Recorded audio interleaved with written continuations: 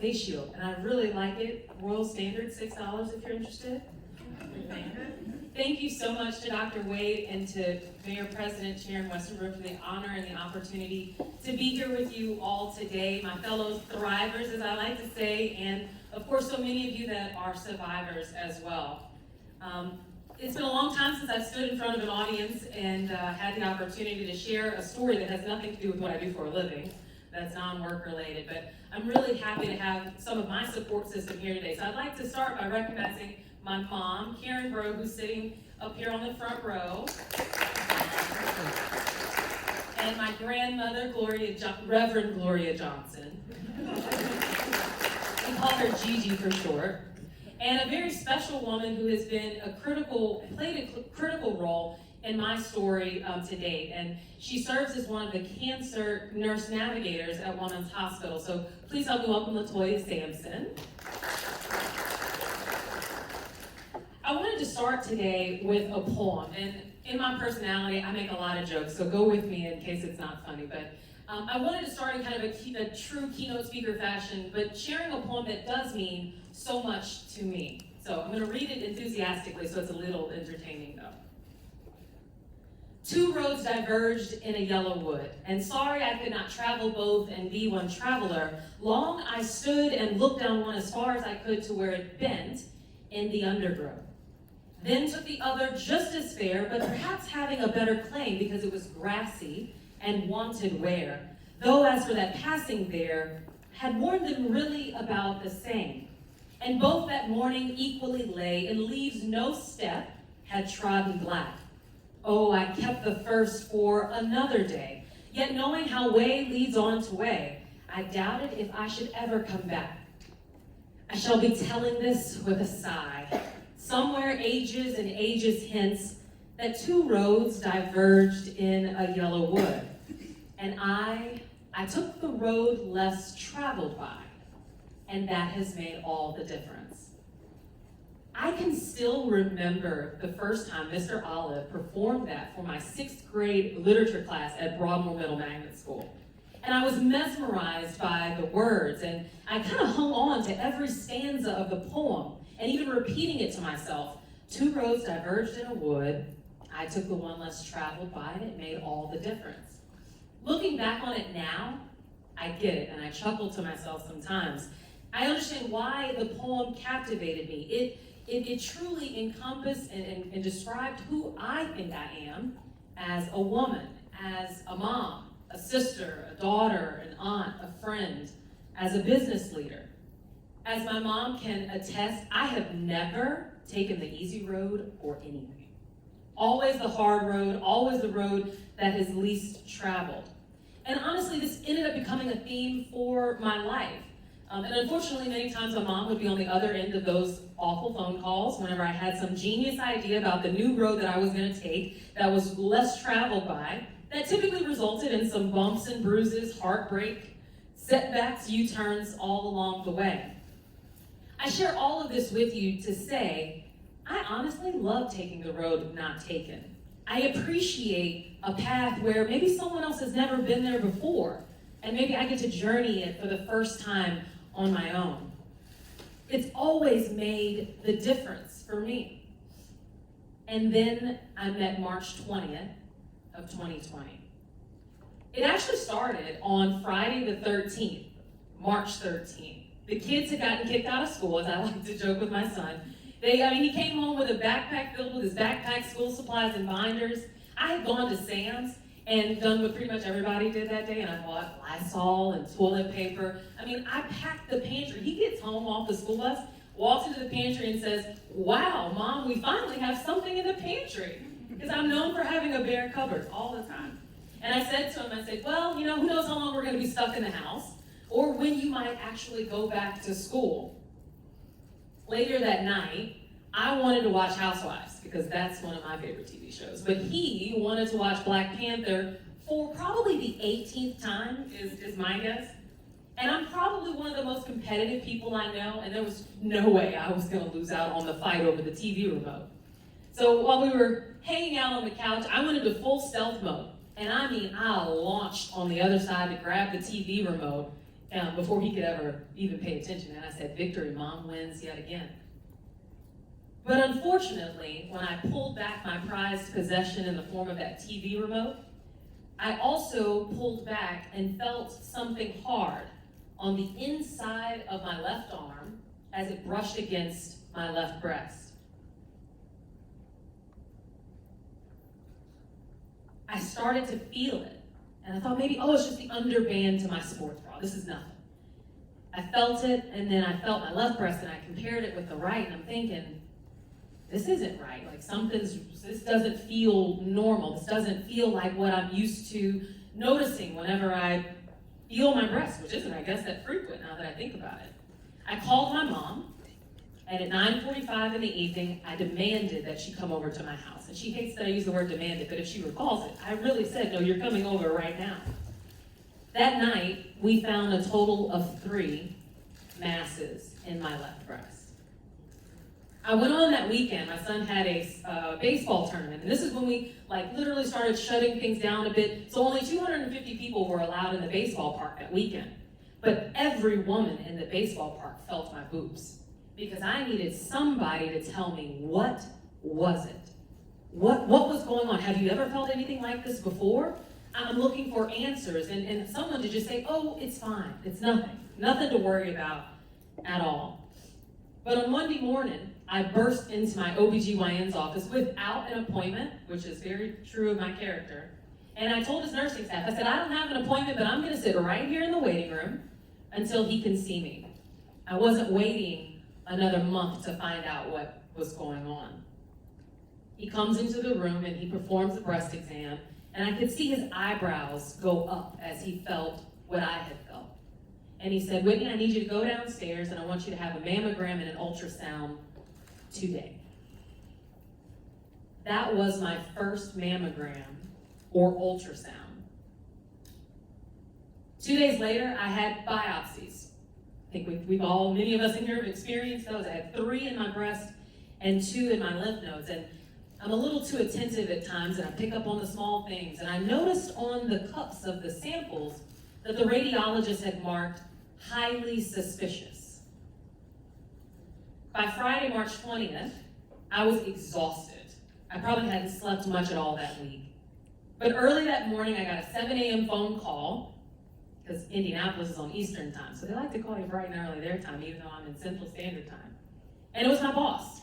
She called to congratulate me. Whitney, we're promoting you to COO and Global Marketing Transformation Advisor. I was extremely excited. I have worked for 9 years at Lilly, and I've gone back and forth to and from Baton Rouge and Indianapolis. I've spent countless hours on airplanes and late nights in the office in order to prove myself. And I thought, man, my hard work had finally paid off. At 10 a.m. that same day, Jason and I get in the car and we go over to Town Center where I closed on my dream home here in Baton Rouge. It would be the last home I anticipated that I would own in Baton Rouge. And as we were returning home, I was on the phone with my loan officer who called to congratulate me and say, I'm so proud of you. And a different number buzzed in. A number that I slightly recognized, but it was not saved in my phone. It was that same doctor who said, I'll call you no matter what time it is or what day in order to give you your results. I told her, I think this is him calling. I need to call you back. I clicked over, and I think I could hear it in his voice when he said hello. But all I could hear him say was, unfortunately, it's cancer. I went numb. And I thought, cancer? Me? Can't be. I work out a lot. In fact, I worked out every day from July 1st to January 13th so LSU could win a national championship. And you see how that worked out, right? Everyday clothes and Apple Watch circles. I eat at Whole Foods a lot. Started buying the organic milk a year ago. I thought I was doing everything right. I'm 32. I've got a lot of things going on. I'm supposed to be in South Africa right now for work. Cancer, this is not what I want to be dealing with right now. So how? All I could say was, yes, sir. Yes, sir. Yes, sir. I paced in my driveway until I fell to my knees. And like so many times before in my life, the first person I called was my mom. And she probably couldn't understand a thing I said, but all I could clearly say through the sobs and the tears and the very ugly cry was, "It's cancer." And I thought, how did I miss this? I'm so attentive to everything else, so detail-oriented at work. How had it grown so quickly? I had late stage 3 breast cancer. It was pronounced throughout my left breast and into my lymph nodes, to the point where we celebrated the fact that my MRI came back and PET scan and said that it had not spread to any other part of my body. I am admittedly a workaholic, and it's very true that I can host very productive conference calls while I'm in the shower. But I had never done a breast exam. I didn't even know what it was. I had only ever heard my white girlfriends talk about it. I thought it didn't apply to me. On March 20th, everything that I have worked for 32 years, I got. My dream home, the promotion with a company that I've come to love. But in that same day, within 12 hours, I got the hardest news I never anticipated that I'd receive. Many of us today have quoted the statistic, 1 in 8. 1 in 8? 1 in 8 women in their lifetime here in the US will be diagnosed with breast cancer. When I learned that statistic, to be honest with you, I was pissed.